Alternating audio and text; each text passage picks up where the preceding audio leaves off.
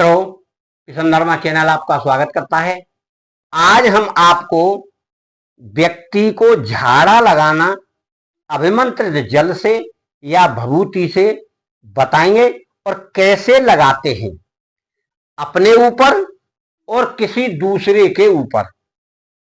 क्योंकि जब किसी व्यक्ति को थोड़ी मोड़ी व्याधाएं लग जाती हैं, चलते फिरते बच्चों को, बूढ़ों को, किसी को कोई नेगेटिव एनर्जी लग गई या किसी की नजर लग गई या सामान्य स्तर पर कुछ ऐसा हो गया कि जो हमारा स्वास्थ्य बिगड़ सा रहा है, मन नहीं लग रहा है, उच्चाटन सा हो रहा है, उस स्थिति में हमको झाड़ा लगा देना चाहिए। अगर हमारा गुरु मंत्र जिसके पास है वह अपने गुरु मंत्र से लगाए और जिसके पास जो मंत्र है जिससे झाड़ा लगाता है वह उसी से लगाए।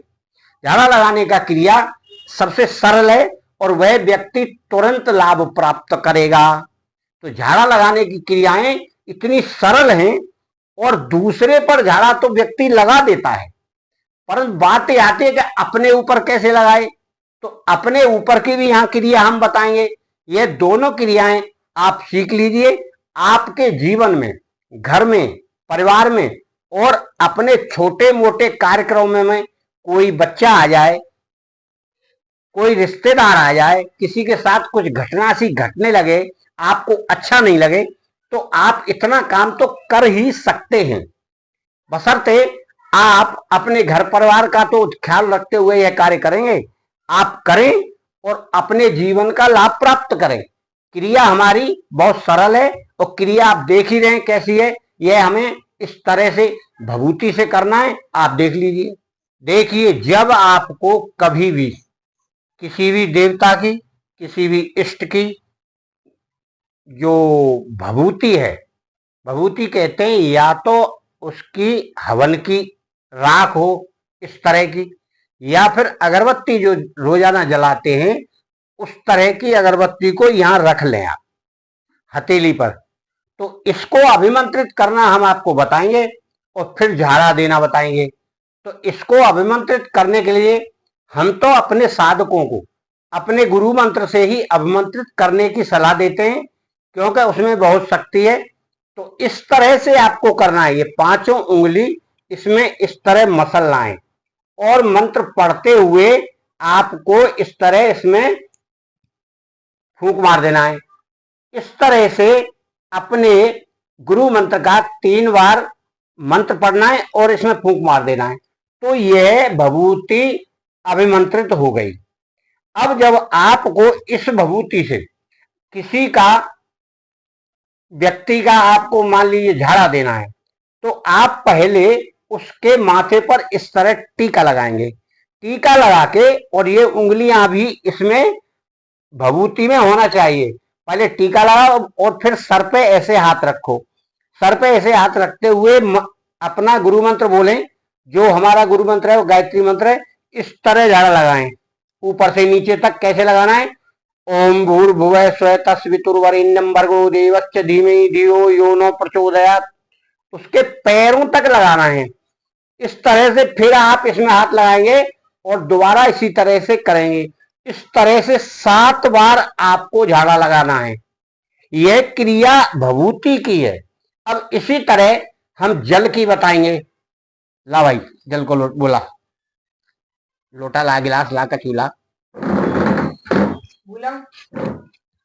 लिया।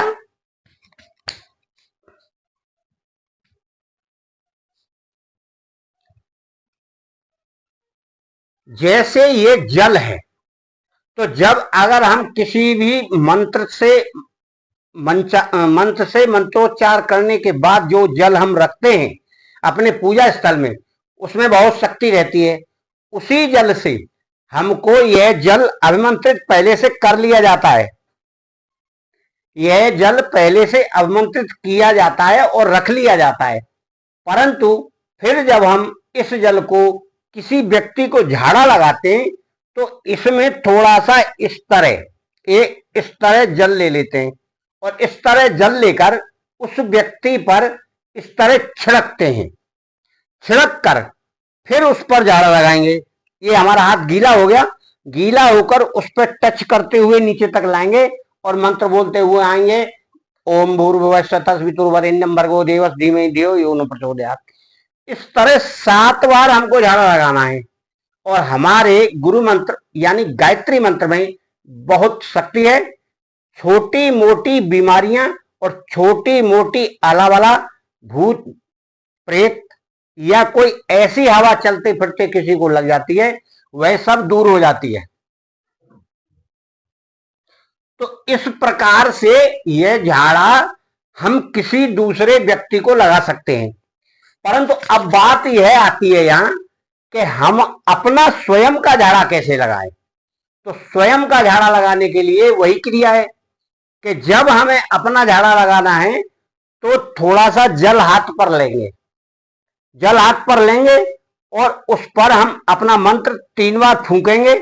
इस तरह से मंत्र पढ़ा और फूंक दिया, मंत्र पढ़ा फूंक दिया, मंत्र पढ़ा फूंक दिया। जब 3 बार हमने पढ़ लिया तो उन दोनों हाथों को इस तरह से हम मलेंगे, इस तरह से मलकर ऊपर ले जाएंगे और ऊपर से यहां मंत्र पढ़ेंगे ओम भूर्भुवः स्वः तत्सवितुर्वरेण्यं भर्गो देवस्य धीमहि धियो यो न प्रचोदयात्।